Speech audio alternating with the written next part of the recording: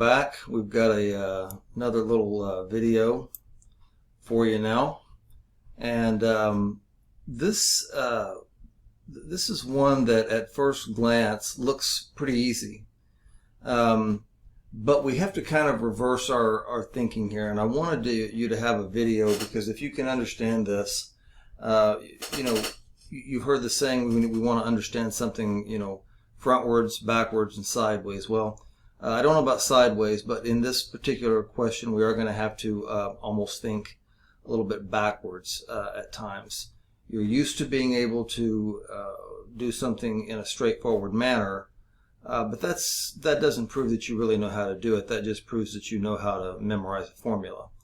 And so this exercise is really designed to determine whether or not you actually know the material. I will tell you, I would never give something like this on an exam, but I would give it as an exercise in increasing critical thinking skills. So again, the name of this exercise is applying the accounting equation to determine missing data. And we have here 4 columns, 1, 2, 3, 4, and we are solving for A, B, C, and D. And so what I've done here down at the bottom is I've made some columns for A, B, C, and D. And I think if you will, if you'll stick with me on this, we can probably figure it out, and it'll hopefully make some sense to you. So under column 1, we notice that our missing number here is revenues. So given the information that we actually have, what can we do to determine what revenues were for the year? So we're going to be, I can tell you right now, because we're solving for revenues, we're going to have to do some things like, we're going to be adding x's rather than subtracting them, because again, our thinking is a little bit different for this particular exercise. So the first thing that we want to do is look up here for this exercise anyway, and look at our beginning, calculate our beginning equity. And so we have beginning assets of $28,000 and beginning liabilities of $18,600. So that tells me that my beginning equity is $9,400. Okay, and I just kind of did that in my head. I'll go ahead and pull it up here on the calculator. 28,000 in assets minus 18,600 in liabilities proves that 9,400 is our equity amount. Okay, I'll try to make this a little more obvious what we're talking about there. So 9,400. All right. The other thing that we're going to need to do to be able to answer this question is we're going to need to calculate ending equity. And so 30,000 in assets minus 17,300 in liabilities gives us 12,700. Okay, so 12,700, and we're labeling this equity as well. Now this is our beginning equity and this is our ending equity. All right, so we are solving for revenues. So what I'm going to do is I'm going to compare these. I'm going to say, okay, well, I had 12,700 equity at the end of the year. I'm going to subtract out 9,400 to see what my increase in equity was. And that's 3,300. And I'm going to go ahead and I'm going to use that number here. Now make sure that if you're following along on your own, that you understand what that 3,300 is.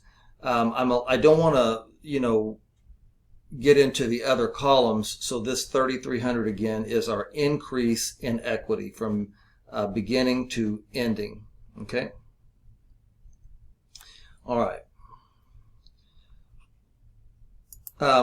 Now this next one I'm worried will confuse you a little bit, but again, because we're solving for revenues, we have to think a little bit in reverse. And so now we need to consider what happened during the year. We've considered assets and liabilities. okay, to get to to get to beginning equity and ending equity. But now we need to consider the components of equity. And so it looks like we have $2,000 in owner contributions, right? And cash dividends paid of $5,000. So we have $2,000 coming in through owner investment, but then we had $5,000 going out to those owners. Maybe not the same exact owners, but we had $5,000 going out in dividends and $2,000 coming in common stock. So we need to think in reverse. So we're going to take the dividends of $5,000 and subtract the common stock, and that's going to give us $3,000. So what we're saying is there was a net of $3,000 that were part of revenues that are no longer there in terms of our equity and so forth. So I'm going to add $3,000. Now, between our dividends and our common stock, we were at negative $3,000. But again, we're solving for revenue, so in this particular case, we need to think in reverse. Okay, and so we can actually determine this is actually going to end up being our net income. Okay, that's going to be our net income. And I'm going to show you how we can prove this here in just a moment. All right. Now, what I want to do is I'm going to add my expenses to net income.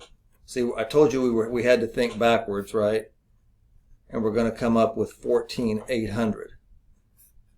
Now, if you don't believe me, now we can think in the normal manner, and we can say $14,800 in revenues minus $8,500 in expenses gives us net income of $6,300. But we had to approach this differently because we were given the information in a different order, and we were solving for revenues. So a little tricky. So let's let's go ahead and see what we have for part 2. So for part 2, we're missing our B requirement wants to know what liabilities were at the end of the year. So we can't set this up the same way that we did for number 1 because we don't have this particular ingredient here.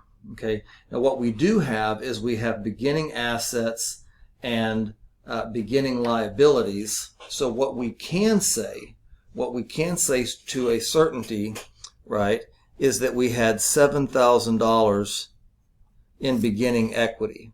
Okay, we had $7,000 in beginning equity, and I'm going to plot that figure here.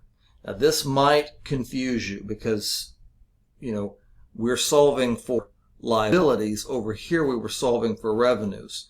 So I'm going to do the same thing kind of that I did before.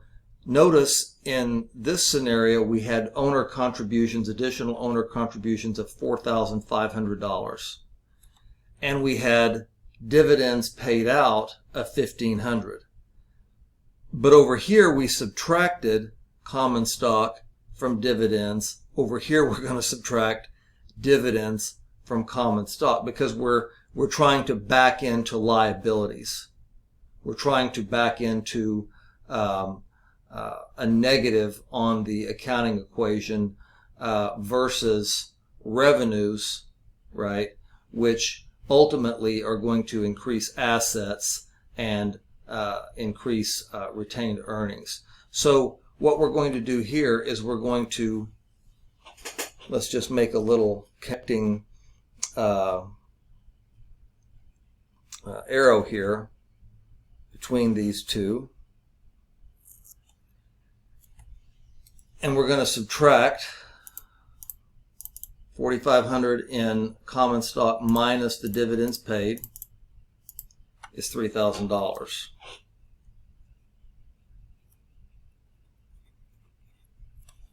Okay.